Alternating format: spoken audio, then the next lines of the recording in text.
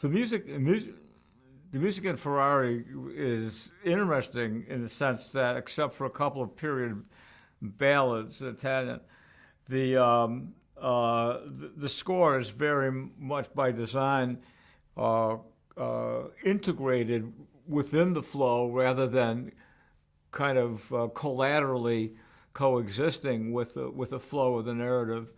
And Daniel Pemberton is a terrific composer. He's blindingly fast, which is spectacular. And I was able to tell him in very kind of a dramatic, almost emotionally dramatic terms. Here's what I wanted the music to do, and almost like I was directing an actor. And he would take that and he would like get really close the first time, and then we'd make some, small modifications, and then maybe adjust some things in the mix. And so it was great working with him.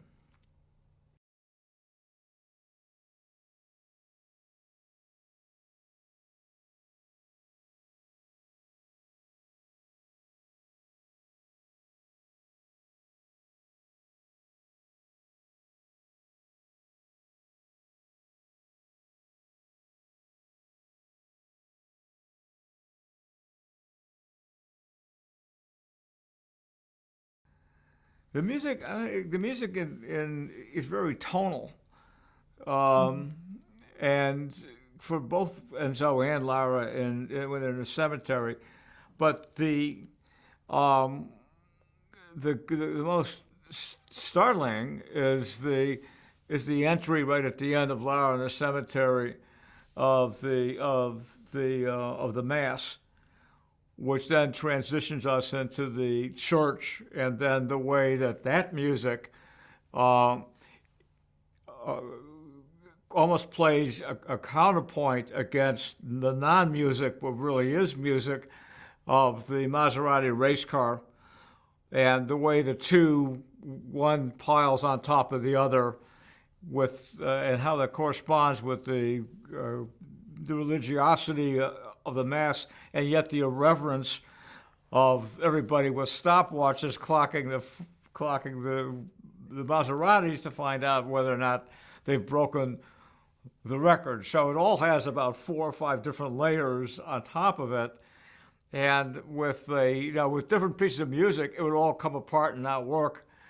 But it was a very tricky thing to mix together and design all of these different layers of both activities, and the way that Mozart works with the sound of the Maserati. So,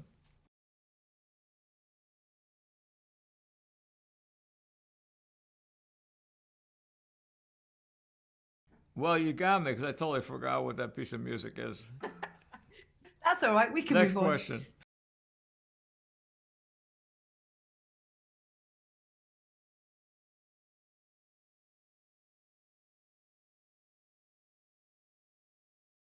That okay. Yeah. The choice of opera was very specific. I listened to a lot of different arias, and then perhaps not by accident, the story of the Traviata is kind of is parallel in a way to, without being an analog to what's going on with Enzo and Lara.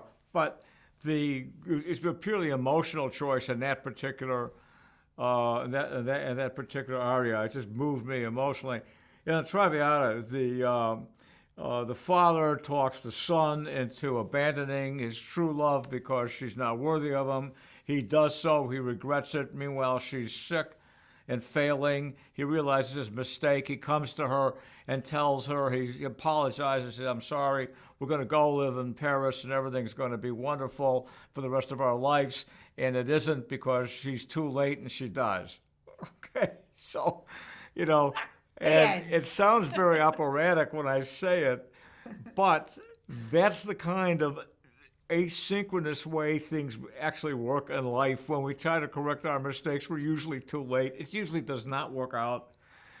And in that sense, it's heightened emotionality, operatic melodrama that, in fact, is a pretty accurate reflection about the events in people's lives. And then I asked myself, what is opera? How does it work on us?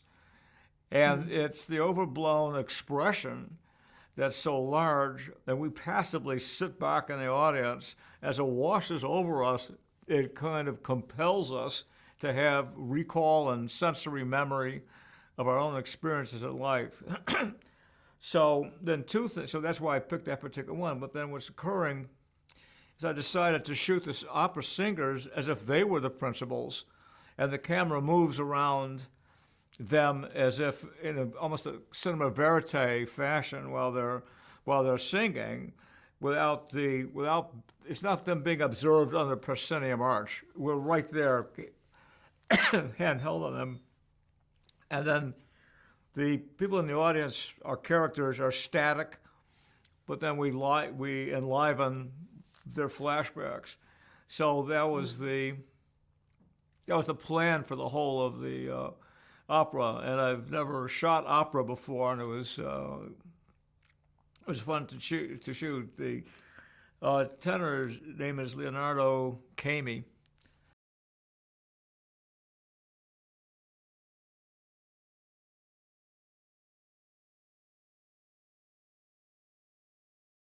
I usually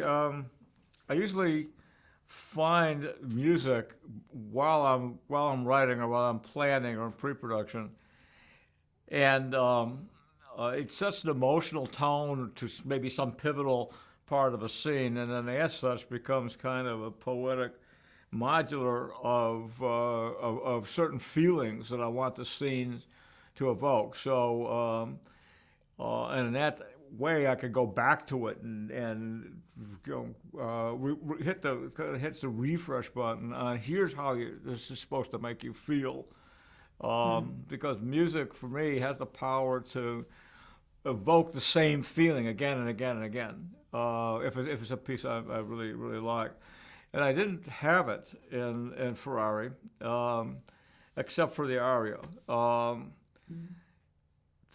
I have had it in other films. I knew there was a Gaelic piece of music that I used in Mohicans that, the harmony, it became the love theme, and its harmony became the main theme. So I didn't really have it. I didn't have this. There's a ballad by Jula de Palma that starts when DiPortago runs into the bedroom with Linda Christian, and then carries over into the transition into Lena Lardy that I really like a lot. And that's that kind of, I found that in post, but normally I'd be looking for something like that in prep.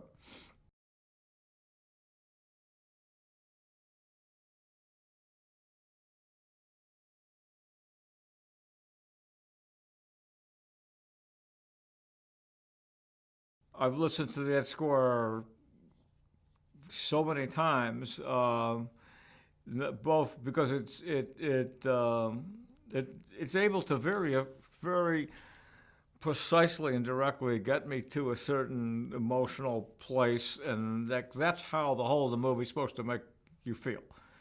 And so it quantifies something that's totally emotional and qualitative, and I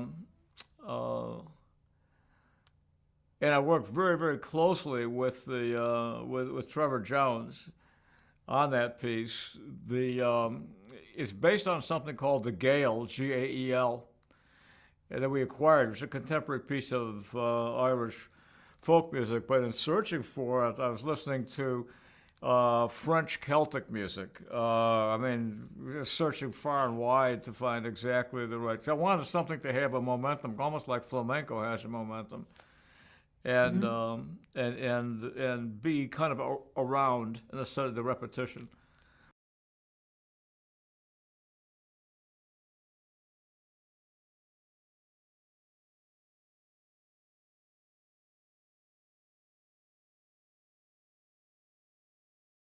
Yes, and there was a music clerk in Tower Records who I struck up a conversation with 20 years ago, and I was really impressed with the breadth of his knowledge. He was kind of a self-taught musicologist, and now he teaches school in Nova Scotia. And I've been using him, Jeff Miller, and I've used him on every film.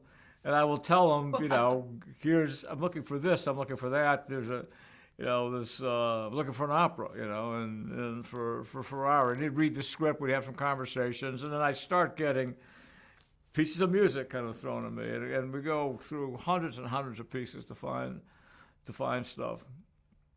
Amazing. The film I did that has probably the most interesting selection of somewhat obscure music is Manhunter, and that's started with a serial killer who was incarcerated when I met him, named Dennis Wayne Wallace, who I based the character of Dollahide on. And he had a fantasy romance with a woman and killed to protect her, and none of this was objective reality. And in his mind, their love song was In-A-Gadda-Da-Vida by Iron Butterfly. And that's why that occupies the end of that movie. But the Reds, and there are some other, and Shriekback, fairly obscure bands who maybe did one or two records that were just spectacular and nothing much ever happened. But the music of that film is a bit obscure, but it's really interesting.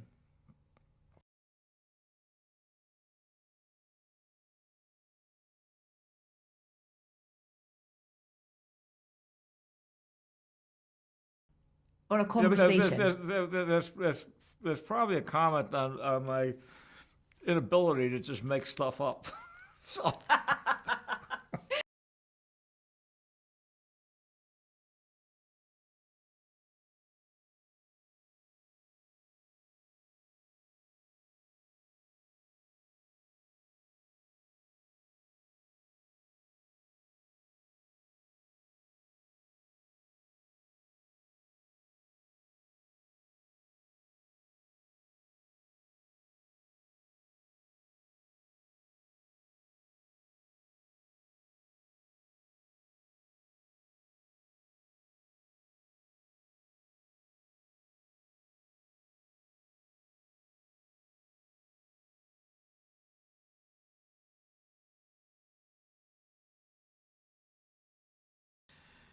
No, I was really turned on by Audio Slave, and I became friendly with Tom Moretti, who is a guitarist and now a composer, who lives in Chicago and is quite he's a good guy, very politically active and stuff.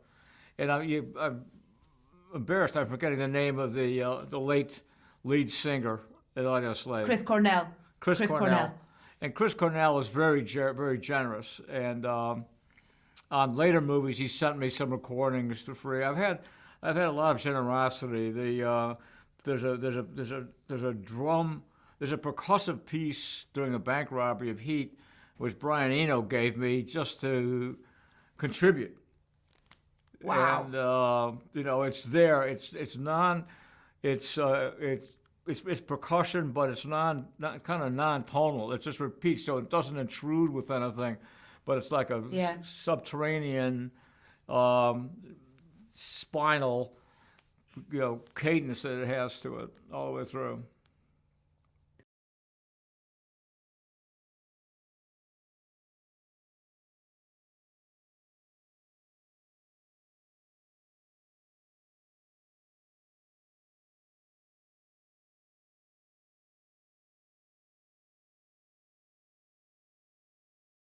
It had to be a, in that sense, its purpose is not very mysterious. It had to be culmination. It had to be a kind of a dark celebration, emotional dark celebration, almost something spiritual. About these two men standing there like that, like they're the only two men like each other on the whole planet. And their posture says everything. with the lights and these planes coming in, and in some you know hyper transient place, i.e., the approach apron to the airport, with objects that aren't designed for human beings. There's nothing ergonomic about that place. People aren't supposed to be there. Those are they house equipment to make signals and lights flash. It's not for people. And here they are, and here's the planes, and everything is kind of removed from them. So it's a very, by design, a kind of a strange, transient piece of landscape, and they're just standing there like that. And then a piece was meant to be spiritual comes in. So that was the idea of it.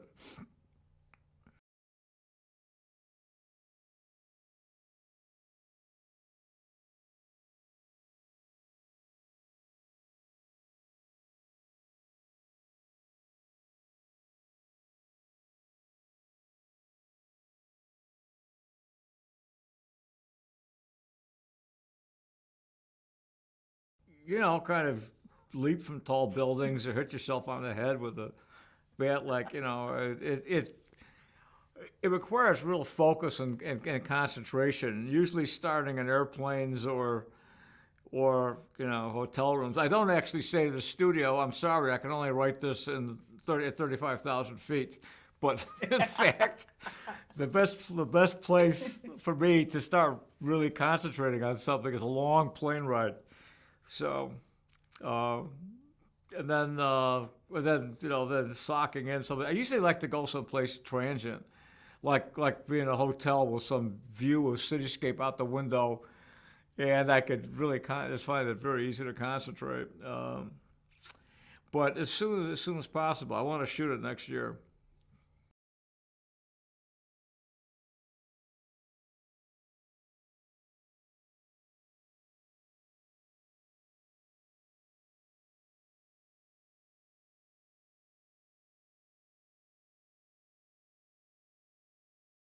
Thank you 100% for fun. your enthusiasm and all the smart questions.